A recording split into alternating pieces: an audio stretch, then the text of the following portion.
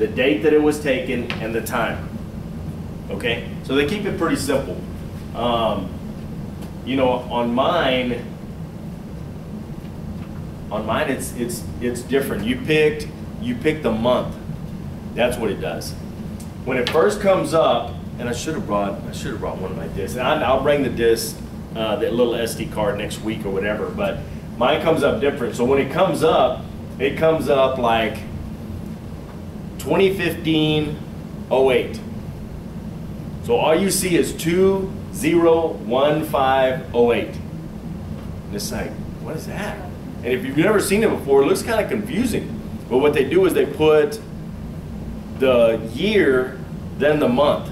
So then you click on, okay, well, I know that I took the job in August, and it was August 24th. Okay, well then you want the 2015-08, click on that, and then it opens up, and then it gives you all the days that you wrote that day. So you'll understand a little bit better whenever I bring that thing, but it, you know, it doesn't always open up like this, is what I'm trying to tell you, okay? So that's the way that it opens up for me. I don't know if it does it different for everybody else. Right there where it says no file name. Yeah. This is a file that's already been named, correct? No, that's where you name your file. That's where yeah. So this is going to be blank. This is going to come up blank. Like say you took the deposition of Joan Green that day on April 25th, 2006 at, what was that, 8:26 p.m. Is that right? Yeah, yeah. So at 8 o'clock on April 25th, okay? So that's how it comes up. So this thing is just blank right here. And it's like, well, I took the deposition of Joan Green, okay? Well, the way that I do it, because I'm in court, is I do a morning and an afternoon file. So our cases in the morning are going to be totally different from the cases in the afternoon. Excuse me. So I know that if an attorney calls and says, look, I need the trial on the merits from April 25th, 2006. Okay. Well, then I know that we do all trials in the morning. So I know that I go to the morning docket. So I know it's not going to be the 8 o'clock one or whatever. So, I mean, however you want to do it is fine. But I may have 9 different files in that one file, so I don't want to name it Joan Green when I have 9 other cases that I took that morning. So the way that I do it is I do it by the date. So I would have put 4/25/06. But if it was in the afternoon of the 25th, then I write 4/25/062. That tells me it's the second file on 4/25/06. That's the way that I do it. You can do it however you want, whatever. I would suggest you don't do it by name if you're doing it in court. Because you don't want to name it Joan Green when you had Oscar Sandoval, Bill Smith, Mike Krzyzewski, Donald Trump, or whoever. You had all of these cases going. So you're going to name it Joan Green. So the next time you go to look for that file, it's under Joan Green, and it's like, I don't remember what day it was. And they're going to call you and say, hey, I need that Donald Trump one from 4/25/2006. Well, you named it Joan Green. You understand what I'm saying? Maverick, you understand? Okay.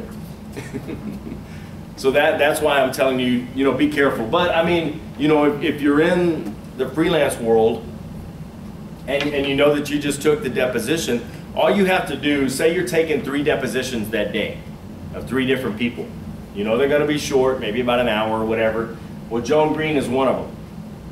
Okay, no big deal. You take the deposition of Joan Green, then you turn your machine off, not off, but you shut it down for that file, then make another file for Donald Trump, who's going to be the next guy that you're going to take the deposition of, and then Mike Krzyzewski is the third. So you shut it down after Donald Trump, and then it opens up another file. So then that's the way you can do it. And then you can name the file because the only one that you took was Joan Green. But you want to be real careful about naming the right one, the right file. Because you don't want to name it Joan Green when it was the deposition of Donald Trump. You see what I'm saying? You can still go through there and you can always rename the file. And I'll show you how to do that later or whatever. So if you mess up, it's not that big of a deal, okay?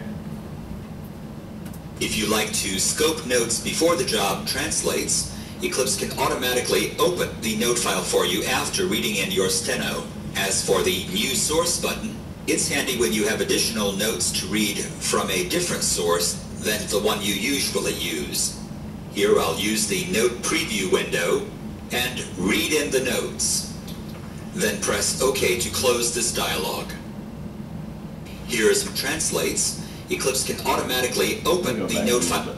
Here's the Read Notes dialog. Give your note file the name that you want the job to have. If you choose Scope Notes or the job translates, Eclipse can automatically open the note file for you after reading in your steno. As for the New Source... So you understand what it's saying there? It can open it up for you and kind of show you what it, you know, it's like, I don't remember what was on that day or, you know, what day that was. I don't know if it was the 25th or the 26th or whatever.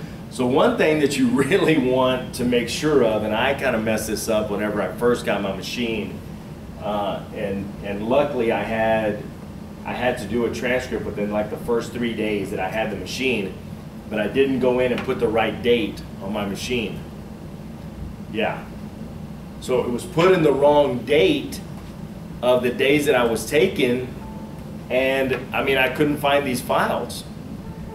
It's like, I mean, what is this? I mean, it says April, you know, I bought the machine like in 2011 or something like that, and it was giving me a file from 2010 or 2009. It's like I didn't even have the machine then. So I had to go back to my machine, make sure, and that's what it was. I hadn't gone in there, and all of the new machines now have the date. So it keeps the date for you, okay? So if you ever have to go through and you have your SD card in the machine and you need to pull up that file on your machine for some reason and reopen that file to go in there and write again, you can do that. You know, these new machines do that. The Diamante does it, and that's the machine that I have. So it allows you to open that file. So say, I think that we're done for the morning. So I shut my machine down and it makes another file for the afternoon. So I'm ready to go for the afternoon. And the judge says, oh, you know what, we have one more case. We have to hear one more case that we didn't know we had. Oh, shoot.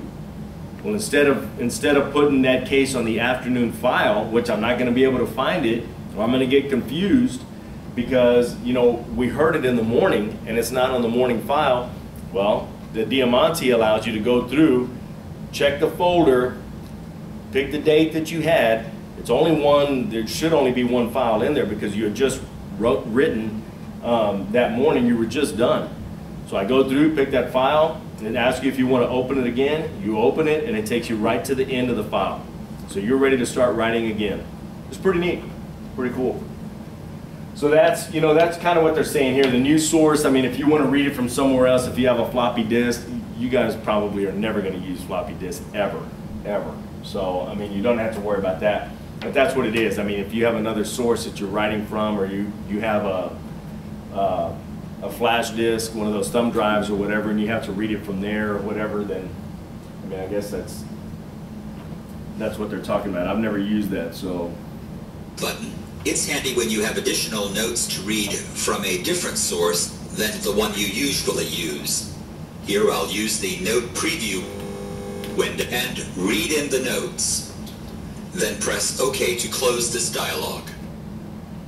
Here's my steno, and here are two sets of time codes, although not significant to this non-real-time example. Let me now right-click to see what my options are. What's Translate Mode?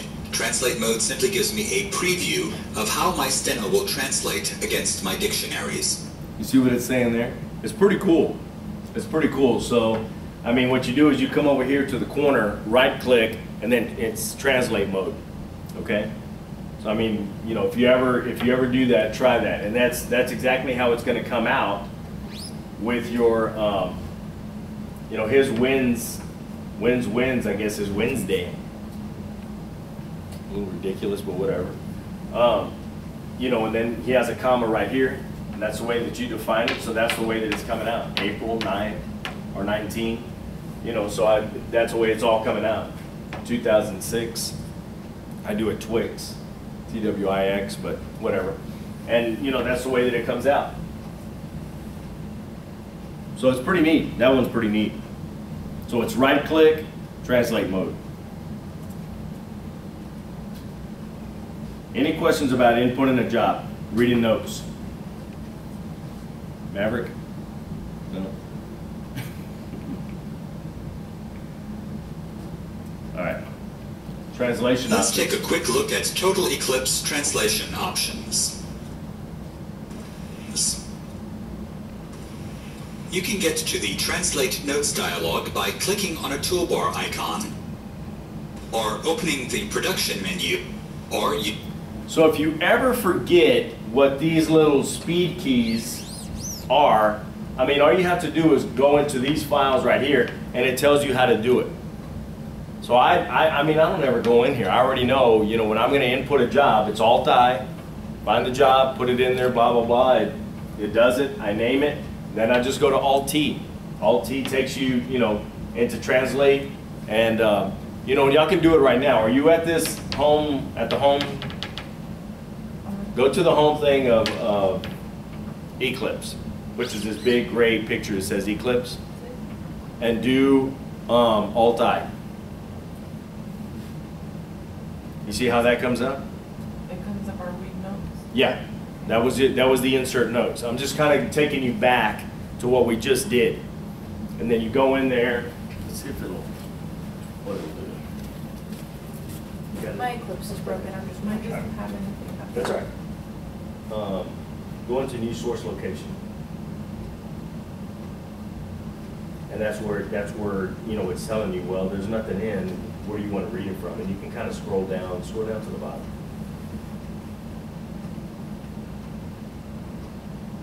And that's where you have all your drives. So your different drives. So it'll be in one of those. And you can pick one, just kind of see what it does. Whoa. You picked the one for the disk. So that's what it did. Oh. So if you're reading it off of, you know, a disk, then that's how it would be. Oh, Okay? okay. Okay. Oh. All right. You got it. How do you do that thing That's again where it tells you you have this or you have a thing to pop up? Sign or a pop-up thing, whatever, like say they didn't like these. Oh, the status bar, the little status. Yeah. Oh, the stack? The little- Oh, That's under the view toggles. yeah. So go into Windows. View. Oh, yeah, I don't know why. Yeah. Okay. It does this thing, when they reset my license for the year, it Yeah. wants you to connect to the internet. Even though I get on the internet every day, it's saying I didn't log in to the internet with Eclipse in 28 days, so I have to call them and have them reset it. But there's something wrong with the network and I can't use the internet, so I'm just gonna watch, and then after class I'll go home and call them. Okay. Okay. All right. So now, get out of that. Come back to the gray screen of Eclipse, and now do Alt-T. Okay. Using the speed key, Alt-T. Use the Notes button to select a... And that's where it's going to take you, is this little box right here. Use... It's going to bring you to this little box. Is that where y'all are? Looks similar to that? Okay. So once you've already inserted your notes, then you push notes, and then that's what they're going to talk about right now, is you select your notes, and then you can go in and translate it. the Notes button to select a steno file that you have already brought in from your writing machine. By default, the system will presume that any text file have the same name, but you can certainly give your text file any name you want. There are two non-real-time translation modes. So for files that you've already written and brought into your computer, you could say that you want to edit while the translator works in the background. If you select QuickTran, you will not be able to begin editing until your complete file has translated, but the system... You understand what it's saying there? Okay, I'm going to back it up a little bit. that you've already written. Okay, it has two different modes when you're reading your notes in. If you're doing it real time, then you don't have to worry about it. But if you're doing the read-in notes, this is where you have to, you know. So say you have an attorney that calls you and says, hey, Dave, I need you to, I need a job from this morning. You know, can you look it up and give me an estimate on how much it's going to cost? Yeah, okay. So I went in, read the notes. I'm coming in here. I want to read the notes and translate the notes now. Well, I don't want to tran and edit because it's slower. Is what it is. So what it does is it starts translating everything into English, and then you can go to the top, and then you can start working on the job while it's translating the rest of the job. So that's what that is, tran and edit. Allows you to start working on the job. But this guy wants an estimate. So you don't want to start working on the job because he may say, you know, hey man, that job's going to be $500. Oh shoot, I didn't know it was going to be that much. You know what? Just give me the excerpted testimony of Mrs. Dixon. Okay, well that's going to be, you know, $150. Oh yeah, you know what? I'll take that. I'll have, you know, my secretary bring a check over, blah blah blah, and you know, if you can get started on it, you know, okay. And if it's somebody that you trust, you know, one of the attorneys, then you know, you can start editing the job and start working on it. Be real careful with that, guys, because I mean, when you get in the real world, you'll find out. And I got burned. I got burned one time, you know, by an attorney that, you know, told me that he wanted the job. Well, I knew that he was a real good friend of my judge, and it's like, you know what, he's, you know, and he's kind of a high dollar attorney, so I said, nah, he's good for it. And I got burned for $400. You know, it's not a lot, but $400 is $400. You know. Bill anyway? I'm sorry. You sent him the bill anyway, since technically you did. I did, but he's like, my client doesn't want it anymore. We settled the case. How do you avoid that? Well, you avoid it by telling them, you know, hey, look, it's going to be $400, okay, and I'm going to need a check before I begin. So when you hit the quick trend and say it's 300 pages, Yeah. do you tell him 300 or you add like what's the number? No, I just tell them the price. I don't tell them how many pages it is. So how do you determine that? Because you don't know how many, like you already know how many pages you're going to answer for your block files and all of that? Yeah. Oh. It's usually 4 to 5. For your block files, like the pages that you use for the. It's usually 4. You have your title page, appearance page, witness page, and then you have your certificate page at the end. So it's 4 pages, okay? So usually what I'll do is, especially like on a big job, is every now and then it might be like 1 more page, 1 or 2 more pages longer, because if you get down to an examination and you have direct examination on line 25, then you have the byline, and then you have the question. It's not supposed to set up like that. You always have the examination, by, question on the same page, okay?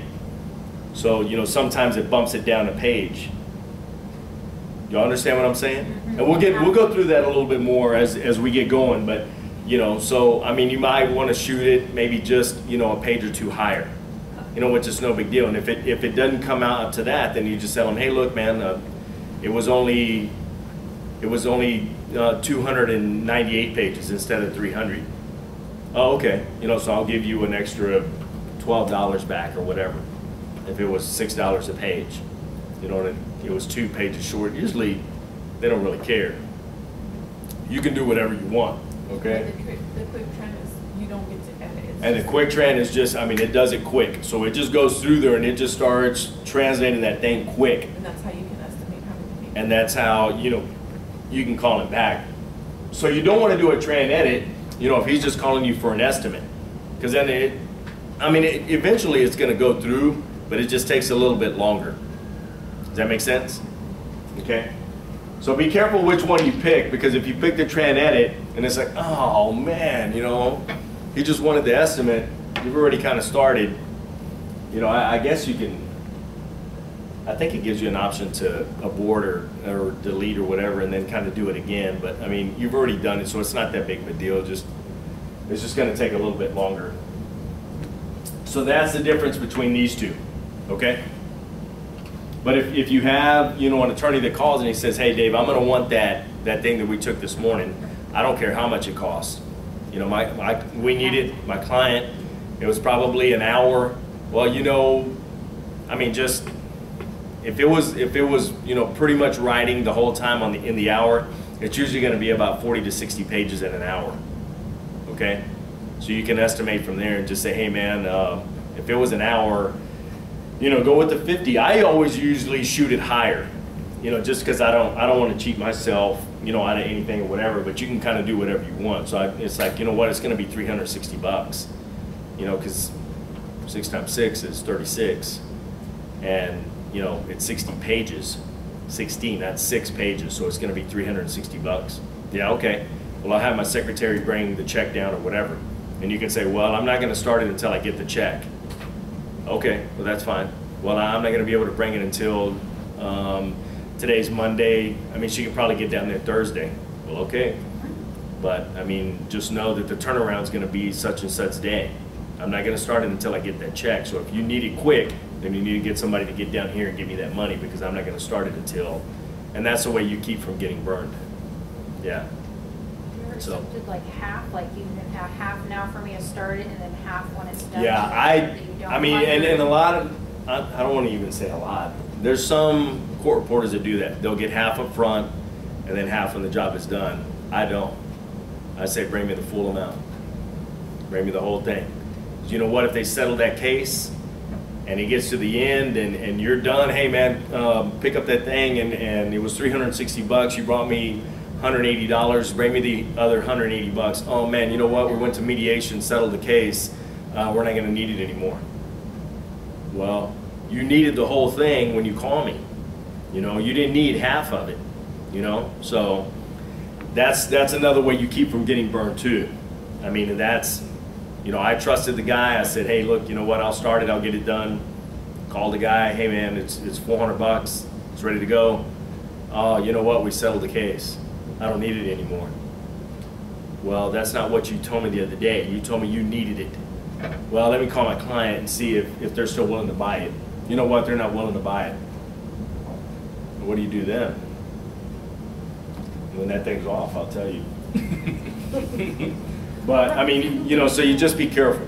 You just, you know, be careful. You know, you always want to cover yourself, okay?